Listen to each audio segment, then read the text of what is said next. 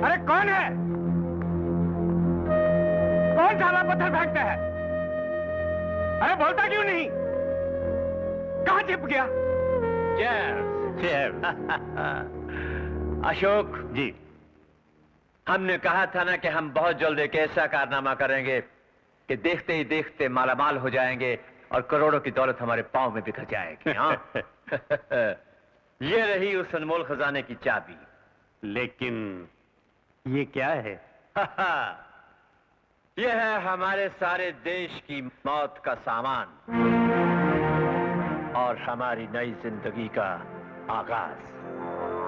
इस फाइल में हमारे देश के एटॉमिक सेंटर्स यानी कि अणुशक्ति केंद्र, हथियारों के भंडार, हमारी सरहदों पर हमारी फौजों की खुफिया छावनियां, हमारे देश के किस किस मुकाम पर गोला बारूद हमने जमा कर रखा है उसका भेद, और हमारे देश की ताकत को खत्म करने के लिए विदेशियों को क्या क्या करना चाहिए उस किस्म के तमाम मिलिट्री सीक्रेट्स इस फाइल में बंद हैं। हाँ।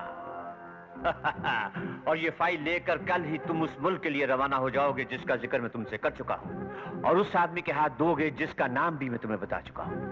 और इस फाइल में मेरे हाथ से लिखी हुई एक चिट्ठी है। जब तुम ये चिट्ठी उस आदमी के हाथ दोगे तो वो तुम्हें 500 करोड़ डॉलर कैश देगा। उन डॉलर्स को तुम स्विट्जरलैंड के बैंक में जमा करा दो। मंत्री जी, आप तो जानते हैं मैं पहले ही विजय श्रीवास्तव को, जिसने यहाँ की एक एक चीज देख ली थी, कार समेत पहाड़ी से लुढ़काकर खत्म कर चुका हूं। अब अगर ये काम करते हुए पकड़ा गया तो मैं तो कहीं का भी नहीं रहूंगा। ये तो बहुत ही जोखिम और खतरे का काम है। बगैर खतरों का सामना किए और जोखिम उठाए लक्ष्मी कभी किसी के कदम नहीं चूमती जनाब। ओहो, और जब तक हमारा हाथ तुम्हारे कंधे पर है अशोक, तुम्हें फिक्र करने की बिल्कुल जरूरत नहीं है।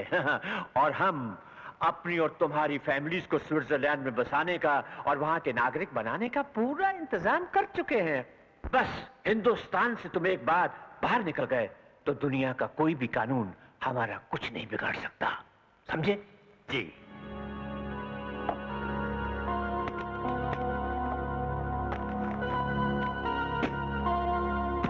तो ठीक है मंत्री जी, मैं कल सुबह की ही फ्लाइट से रवाना हो जाऊंगा।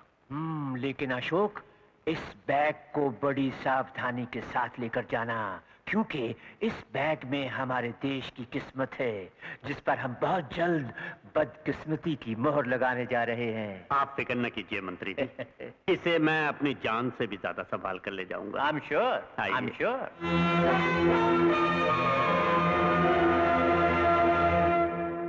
शारदा, शारदा, अरे कहाँ हो भाई?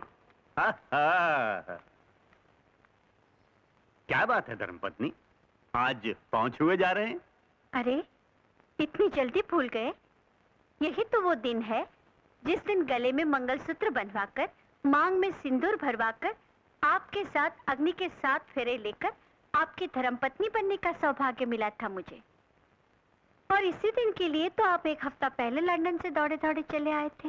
अरे धर्मपत्नी, ये अचानक बिजनेस का दबाव ऐसा पड़ा दिमाग पर कि मैं दिल की बात ही भूल गया। मेरा आज ही जाना बहुत जरूरी है। वैसे ये शादी की सालगिरह मुझ पर उधार रही, अगर मैं वक्त पर ना पहुंचा तो आपका करोड़ों का नुकसान हो जाएगा, यही ना? बिल्कुल। अरे धर्मपत्नी, एक तुम ही तो हो जो मुझे अच्छी तरह समझती हो। अच्छा मैं चलता हूँ। 1 मिनट, क्या शादी की सालगिरह पर मुझे तोहफा दिए बिना ही चले जाओगे? धर्मपत्नी, तेरे लिए तो जान हाजिर है। बोल क्या चाहिए? ये ब्रीफकेस मुझे दे दीजिए। क्या? क्यों? ये ब्रीफकेस क्या आपकी जान से भी ज्यादा कीमती है? शारदा, क्योंकि इसमें भारत की 90 करोड़ जनता की जानें बंद हैं। शारदा! इतने सालों से मैं यही समझती रही कि तुम बाहर मुल्कों में जाकर कुछ बेचते हो, कुछ खरीदते हो, बहुत बड़े सौदागर हो तुम। लेकिन आज मुझे पता चला कि तुम किस तरह का सौदा करते हो। तुम एक खतरनाक स्मगलर हो। माँ, दूसरे स्मगलर लोग तो सिर्फ सोना चांदी बेचते हैं, लेकिन तुम्हारे ये पतिदेव तो उनसे भी आगे निकल गए। पहले इन्होंने सोना चांदी बेचा, उससे पेट न भरा तो इन्होंने इस देश के अनाथ बच्चों को बेचा, उससे इनकी तिजोरी ने भरी तो इन्होंने इस देश की गरीब मासूम लड़कियों का सौदा किया, उनकी इज्जत बेची, और उसके बाद भी जब इनकी दौलत की हवस खत्म हुई तो इन्होंने अपनी माँ का, इस देश का सौदा कर दिया। देश देश देश, क्या दिया है मुझे इस देश ने? जब मैं सड़कों पर भूखा प्यासा, फटे हाल, बिना छत के घूम रहा था, दर बदर की ठोकरें खा रहा था, उस वक्त देश ने मुझे क्या दिया था? कुछ नहीं।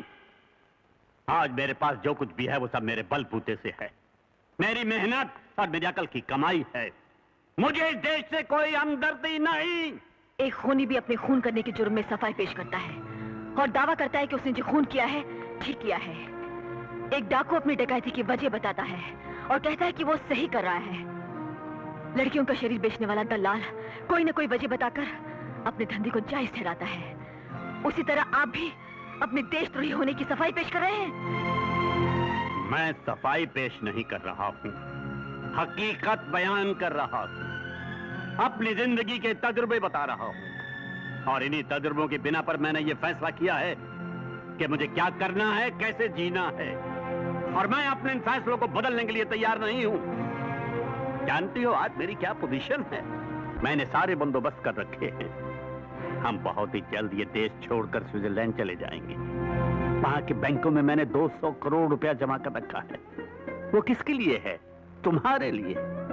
मेरी ख्वाहिश है कि तुम्हारा भी एक हंसता खेलता जीवन हो, एक अच्छा पति हो, बच्चे हो।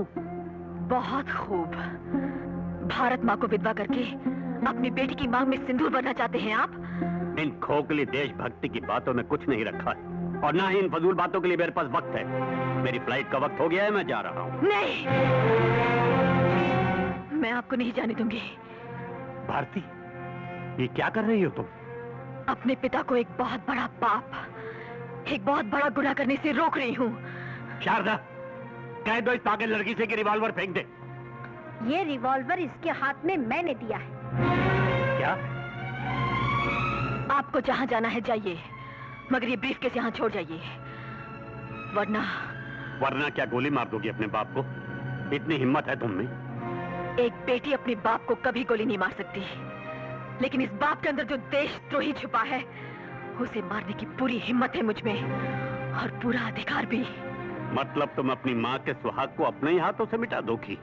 अपनी माँ की सुहाग से ज्यादा मुझे अपना देश प्यारा है। माँ, पुलिस को फोन करो। शारदा, तुम पुलिस को टेलीफोन नहीं करोगी। मैं कहता हूँ रख दो telephone. Sharda! Hello, police station?